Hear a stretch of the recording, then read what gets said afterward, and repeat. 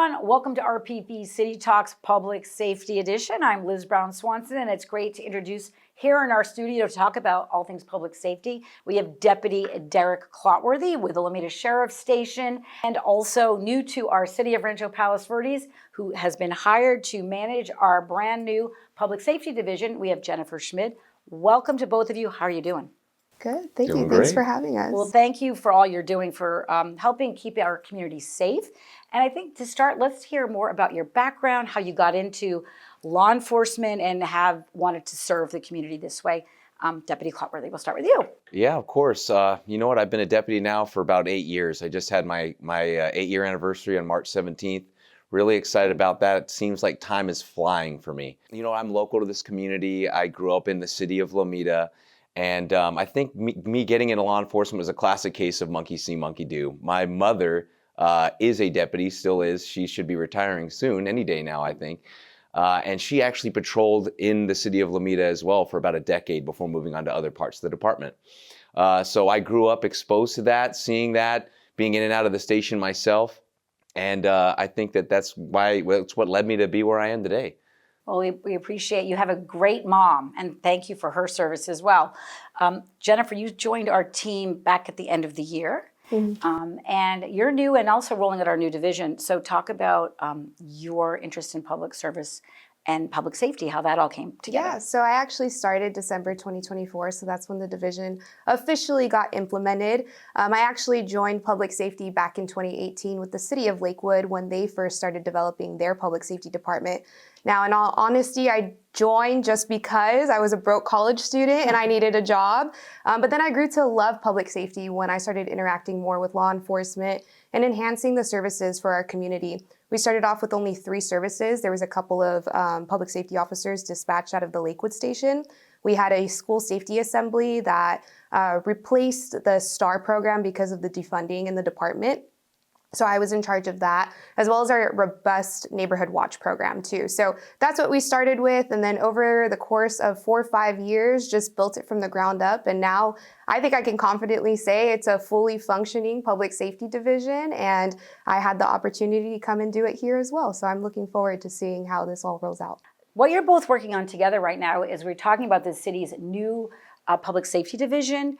We'll start with you. Just explain to the residents why we even decided to roll this out. You're going to be working with the sheriff's station to enhance public safety for our community. Yeah, so public safety is number one in Rancho, Palos, Verdes. So establishing this division is extremely important. What we're going to be doing is we're going to have our public safety liaisons be dispatched in the field out of the Lomita Sheriff's Station. And what they're going to be doing is handling those non-emergency calls for service. And what that does is it alleviates the deputies to handle more priority and emergent calls for service, as well as enabling them to do more proactive patrols too. So they'll be handling calls like non-injury traffic collisions. Unfortunately, if you wake up in the morning and your home has been burglarized or your vehicle has been burglarized, but you have 0 suspect information, nothing to go from, then that's where our public safety liaisons will be dispatched there, and they're trained to take that report. So that's what you call non-emergent calls. Can you speak to that more, Deputy Clotworthy? Like when those calls come in, how do you know this is, I know she just explained, but to expand on how you make, people want to make sure that you're getting the calls you need to get and the serious situations that are happening in the community you'll be addressing. So talk about how that's going to really roll out. Well, yeah, absolutely. You know, the most folks might not know this, but the folks that answer the phones, you know, when you call 911 or Lomita Sheriff's Station, those people are law enforcement. They're just like myself. You know, the dispatchers are the watch deputy or other deputies that are working overtime in there. And they're investigators by trade, right? They've already responded to these calls for service for years before they got the opportunity to be in there answering the phones. So they're going to already start asking the correct investigatory questions at that call and know and be able to kind of weed out, okay, I don't think this is emergent. This is something that we can now defer to our public safety liaison so they can take that handle and we can free up, you know, the sworn deputies in the field to respond to those emergent calls instead. Talk about how you are collaborating more, like with the training. So for the 3 public safety liaisons, we're currently in the process of hiring a non-sworn field training officer to compile that comprehensive training plan. And in partnership with LASD, once we do get that FTO on board and create that plan, we'll be working with the sergeants to make sure that plan is in alignment with LASD as well as their training bureau too. And these will be uniformed, even though you said they're non-sworn officers, but they'll be in a uniform? Yes, they won't be looking like the deputies at all. We want to make sure that they're very easily distinguishable between deputies and our public safety liaisons. Even though they handle these non-emergency calls for service, they are not deputies. They cannot handle those emergency calls like deputies can. So that's in the process of their uniform, but it's going to be completely different than the deputies. And they wouldn't be armed either. Then They're not going to be armed. The only thing that they would potentially carry is pepper spray. The crime stats just were released for 2024. Captain Guerrero came to the city council meeting, as we always have either the captain there or somebody from representing the sheriff's department there to talk about what's going on with crime. And the latest stats came out for the year, and overall they're good, right? We see crime down, but burglaries are still spiking. So can you both talk to that? Yeah, sure. I mean, it's difficult to address that in a vacuum, right? I mean, the way that we analyze these trends, we analyze them, in the scope of several years, right? And so, our belief is maybe there might have been some legislature in the past that was, allowing some of these folks to, remain out in public. And we're not saying that they weren't going to be penalized for the crimes that they committed, but, their court days were maybe delayed. They were issued citations to appear at a later time, and they're still out there committing crimes. So these offenders were mostly people who were committing property crimes. Just recently, Proposition 36 was passed, overwhelming majority in the state, every single county, I believe.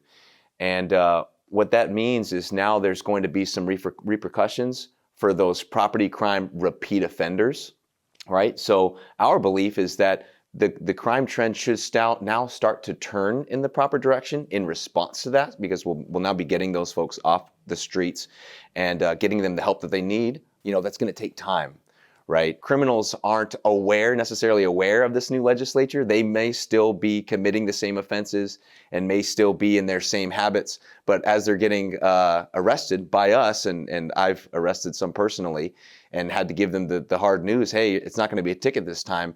It's really kind of been almost like a light switch. Mm-hmm. It's kind of really taken a lot of them by surprise. So for those reasons, we believe that we're going to start trending in the right direction.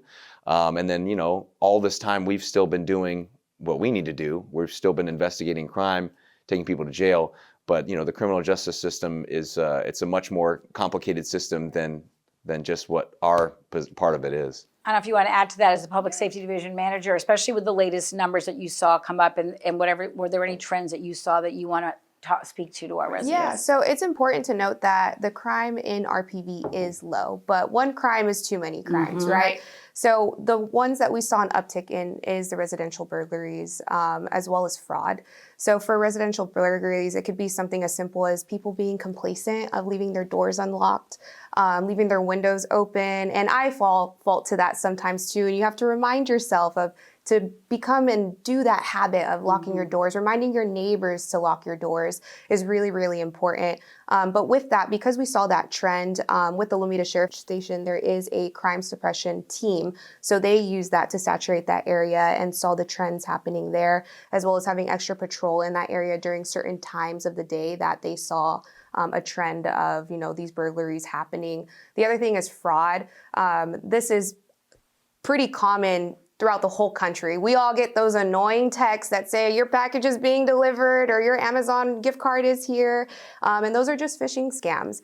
And so we encourage people to not click those at all, as well as people calling on the phone. They're usually pretty threatening, saying that we need money right now, you need to send it in a gift card, or there's a warrant out for your arrest. I mean, Deputy Clotworthy, do you ever call someone and tell someone that there's a warrant out for their arrest? No, we don't do that over the phone. So, and they usually target senior citizens as well, because they're a little bit more vulnerable to providing that personal information. So we recommend to never give out any personal information over the phone. Do not do any gift cards, send any cryptocurrency, anything like that.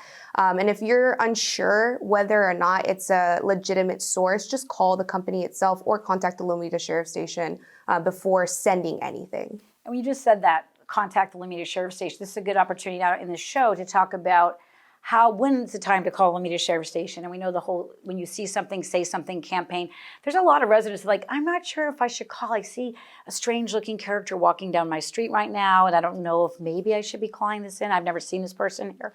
So what do you want residents to understand about when you see something, say something?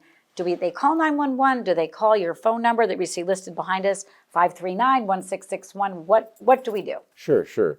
If you, in your heart of hearts, believe that it's an emergency, or you truly believe that a crime is about to occur, is occurring now, or likely just has occurred, then call 911. You know, we don't ever want to discourage anybody from calling 911. But if you don't believe that that's the case, then just give us a call on the non-emergent line, and we'll sort it out. Like I said before, the same folks that answer that phone in our station, they're seasoned deputies, they're investigators. They're the same folks that are answering that line and 911. And if you called 911 and we do a quick triage of the information you provide us, and we've determined that it's not an emergency, we'll just politely ask you to just call back on the other number, so that way we can utilize that 911 number for true emergencies, because there are some additional resources that are attached to 911, like GPS.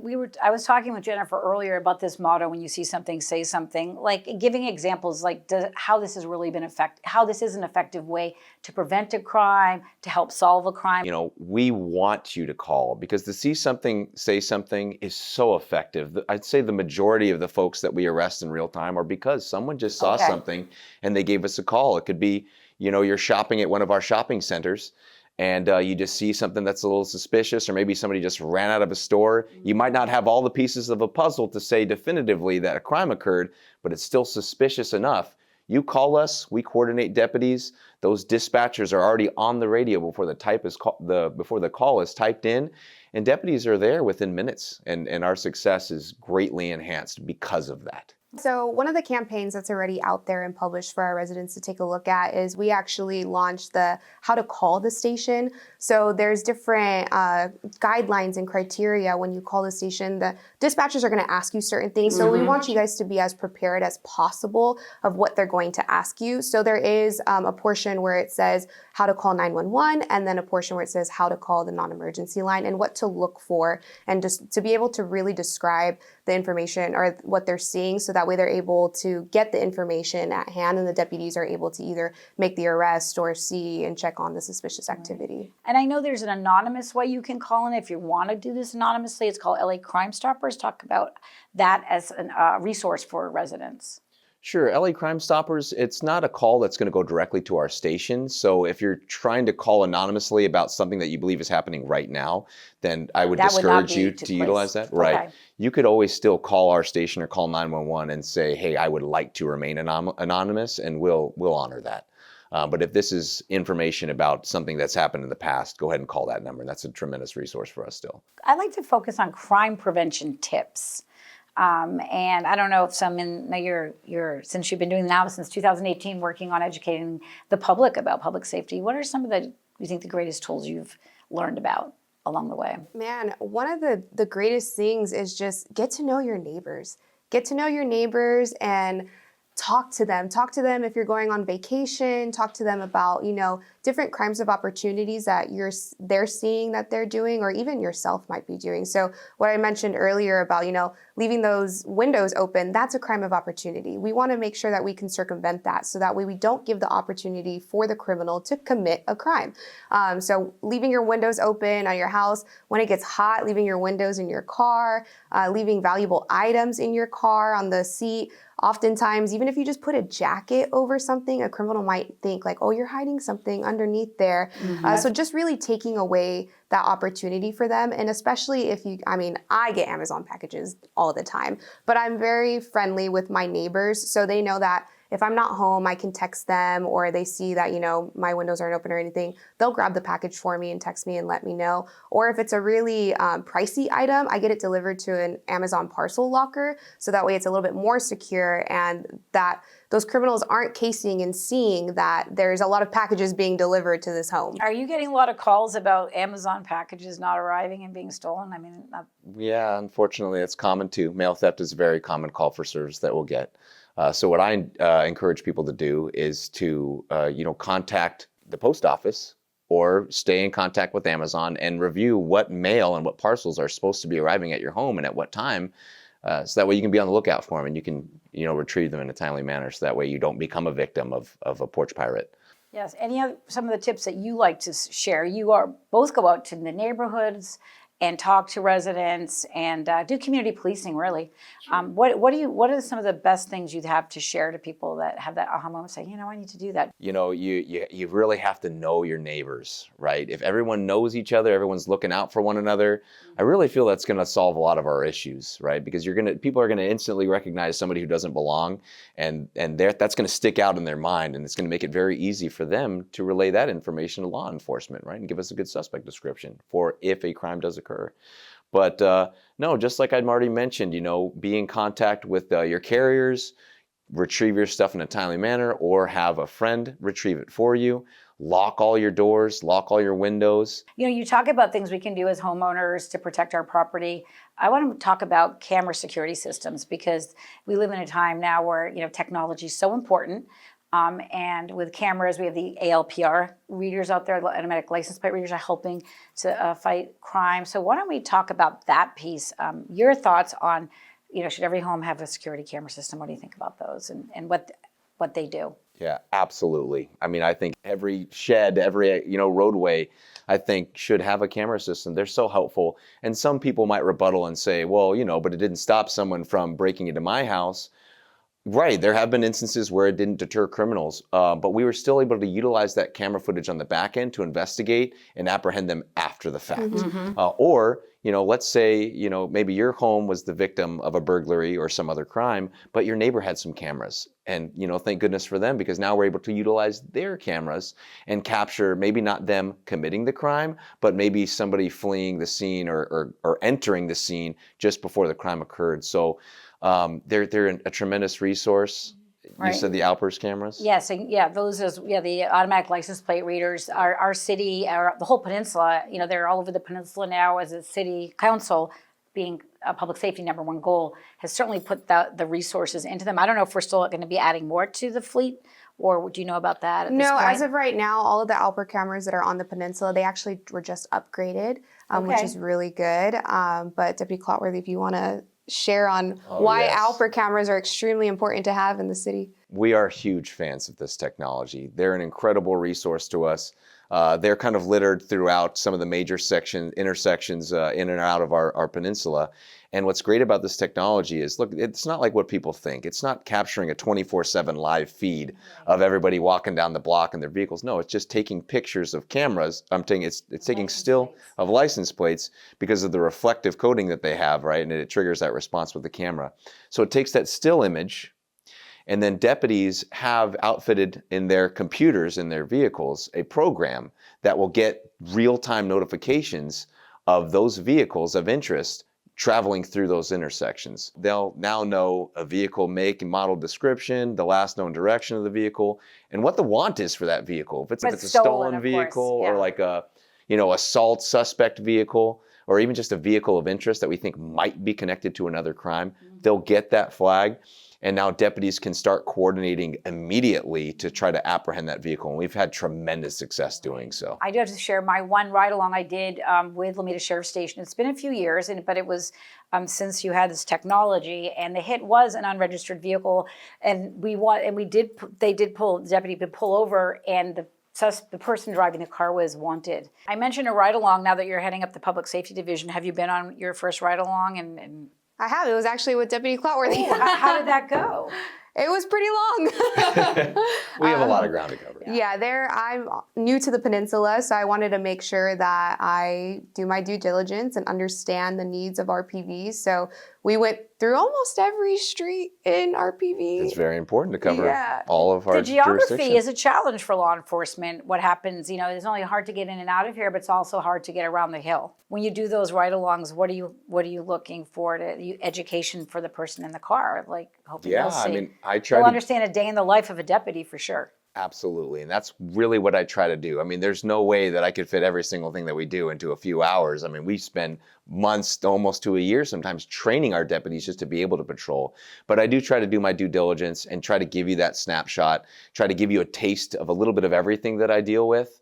at least just the surface of it. So that way you can kind of see exactly where all of our time is spent. And then also, it's important for our city people to have that unique perspective, because you can see where our deficiencies are and you can help us with those. Right. And I know when it comes to our city's resources, it's been a few years, but we actually deploy more. We brought on more patrol hours and patrol time around Rancho, Palos, Verdes, which is so important. And you said you started now, you've been 8 years in law enforcement. How has it met or exceeding your expectations where it's gone since you first started, even though you got all the stories from your mom and knew what to expect?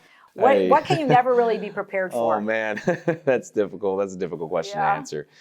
You know what? Things have changed drastically in just the short time that I've been a deputy. And I mean, I remember hearing stories from what my mom experienced and how drastically things changed. And I was like, well, it couldn't change that much drastically again. But it really has in just a short amount of time. It's some things for the worse, some things for the better. I mean, we've got some excellent new technology that we're outfitted with. Body camera there. We've got our body cam. So, this was met with maybe a little bit of resistance, like anything new is, because it's new technology and it's maybe a little bit more work at the start of it. But now we all recognize just how tremendous this tool is, right? Because it's not just keeping us honest, it's keeping everyone honest. I think it's a win-win for both members of the public, yes, and for your safety as well. Because every day you're out there risking your lives for us, and we can't thank you enough for that. Yeah. Most people are running away from danger, and you're running towards it. So I was going to ask you the same question, Jen, because you got into public safety, and it's been about 8 years, or since 2018. For you, 16? Six. Yeah, 6. I'm adding a few years. 6, and your expectations, you're excited about doing this, like what you took from Lakewood now and we're able to benefit our city. Anything you want to add, sort of takeaways that you found along the way? Yeah, no, it's same thing. It's changed a lot. I think technology is the biggest key. Social media is a huge platform that's really beneficial to educate, community members. But also, kind of going back to the cameras, even the flock cameras that are able to be installed with the neighborhoods for our HOAs. And RPV currently has a reimbursement program if your HOA is interested in signing up to have those flock cameras. And it does somewhat similar to what the Alper cameras do. Now, they don't get a notification right away like they do with Alpers, but if there was a crime that occurred and they know in that neighborhood, they could check, LASD can check those flock cameras to see which vehicle was in and out, to see if they're able to apprehend that vehicle with the footage. For residents watching that want to take advantage, neighborhood associations to take advantage of the flock grant program, the best way for them to do it? Do they just go on to rpvca.gov and navigate? Will they end up speaking with you in the end, or what is the best way for them? They just fill out a form online. There are certain requirements, so we do have that grant program for the HOAs as well as individual cameras too. So going back to what Deputy Clotworthy said, every home should have a camera. So you can actually get a reimbursement for any type of security camera, whether it's Ring or the Google Nest or anything like that. That's also available for our residents too. I highly encourage that. And even if you can't afford to have a security camera, purchase fake signage that says, 24-hour surveillance. Anything that can deter the criminal is great. You want to make sure that neighborhood doesn't seem like it's easy to target, and they're going to move on to the next house that isn't as easy to target. So, cameras, as floodlights, anything that you can possibly do to make your neighborhood not look interesting to steal from. And you both saying before the show that you are available to go out together and talk to neighborhood organizations about what they need to do to help with crime suppression and protect their communities. So again, you want them to call you for that? Yeah, you guys are or email you. Encouraged to please contact me, contact the public safety line. Deputy Clotworthy or another deputy and I will be more than happy to go out to your neighborhood for a neighborhood watch meeting or an HOA meeting and, talk about different crime preventive measures or anything that is a public safety concern for your neighborhood. We can have the deputies look into and hopefully educate the community members. And your role, deputy, in educating the community, you are technically a community resource officer or core deputy. Right now we have 3. Okay. We have 3, and then we have another deputy who's assigned to our Explorers program, but he helps us out a lot too. So he's almost like a pseudo member of the team. What does that mean your responsibilities are with that? Is that piece just education? We're just responsible for connecting to the community, doing things like we're doing here, and then going to those meetings, educating folks. Law enforcement, we sometimes have to wear very many hats. And it's often, more and more often these days, we're putting on the educator hat. So whether it's those meetings or going to schools or just connecting to kids or just, reminding people that we're human too, Right. and that we're also dads and brothers and uncles and sisters, and you know what I'm saying? All those things. I think it's just going to make our job a lot easier. And if we relate to the community, they see where we're coming from, we're going to get less resistance when we have to enforce the law. And when you mention the youth of our community, you work a lot with the youngsters. That brings to mind what's going on with the e-bikes. And our city council did pass some new regulations. So what can you share about what you should and should not be doing on e-bikes right now in Rancho, Palos, Verdes, and on the Hill? Sure. You know what? I mean, there's so much that I could talk about in regards to e-bikes. Some of our beach city neighbors have also implemented some ordinances, but I think our problem is unique, that our biggest violators are the kids. And, most of the collisions that we've seen, vehicle versus bicyclist, have been children. So it's a huge concern for us. All we want is for their safety, but because they're children, we recognize that maybe just issuing tickets and citations and giving them a record before they even know what they're doing is wrong isn't the answer. So our focus is on education.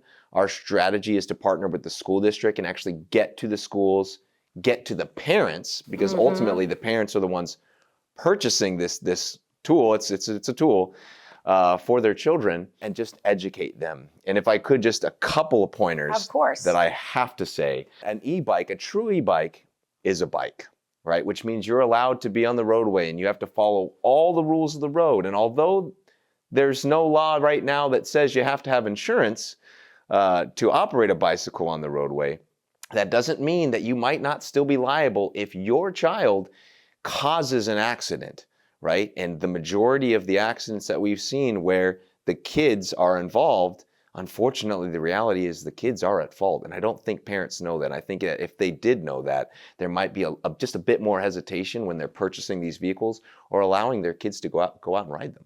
Right, you're getting called out to these situations where there's accidents and incidences because of e-bikes. And I asked you before, thankfully there's been no fatalities, but you're seeing kids getting injured. Right. And I mean, thankfully, no significant injuries. But if you're still falling off your bike, you're scraping your elbow, you're maybe hitting your head on something, but you've got a helmet on, which I've seen. Thank goodness for that. That's not okay, and that's trending in the wrong direction, and we want to stop this before it gets out of control. I think when our city council addressed this, Jen, they first had it where they were going to have regulation 18 and under wearing a helmet, but every age, if you're on an e-bike, you need a helmet. Is that right? Yes. Do you want to add anything to this regarding the e-bikes, your concerns as what happens on our city streets with operators of e-bikes? Yeah, kind of piggybacking off of Deputy Clotworthy, I think the most important part is education and reaching to the parents primarily, but also, the young adults. So we're actually partnering with the Youth Advisory Committee as well to awesome. create some public service announcements. They know how teenagers receive information. They're teenagers themselves. So they're going to be a huge tool for us to be able to push out this education towards their community. Excellent. We're going to start to have to wrap it up here, and I'm so thankful that you're both here, and we're going to do this more often when you can come in, because it's all about helping to protect our community and quality of life. Anything you want to add that I'm not pointing to, Deputy Clotworthy? No, I just want to say again, we are your neighbors. We are your family members in the community.